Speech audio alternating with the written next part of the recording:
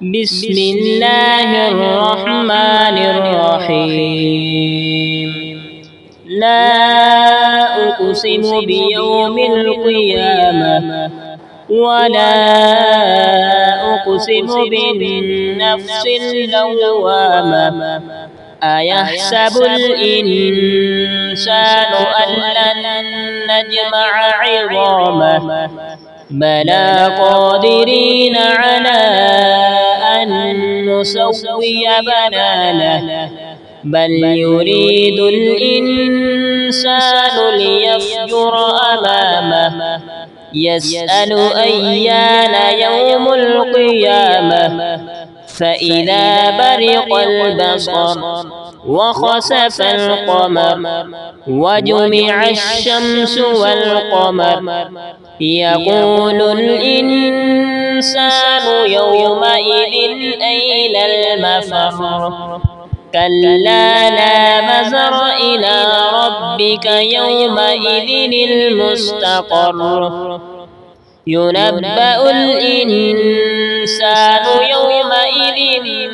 بما قدم وأخر بل الإنسان على نفسه بصيرة ولو ألقى معاذيره لا تحرك به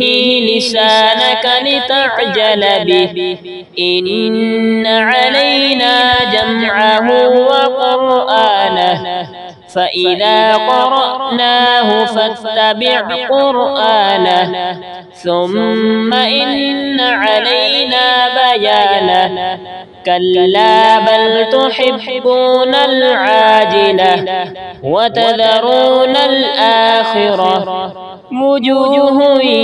يومئذ ناظرة إلى ربها ناظرة ووجوه يومئذ باسرة تظن أن يفعل بها فاقرة كلا إذا بلغت التراقي وقيل من راق وظن أنه الفراق والتفت الساق بالساق إلى ربك يومئذ المساق فلا صدق ولا صلى ولكن كذب وتولى ثم ذهب إلى أهله يتمطى أولى لك فأولى ثم أولى لك فأولى أيحسب الإنسان أن يترك سدى ألم يك نطفة من مني يمنى ثم كان علقة فخلق فسوى فجعل منه الزوجين الذكر والأنثى أليس ذلك بقادر على أن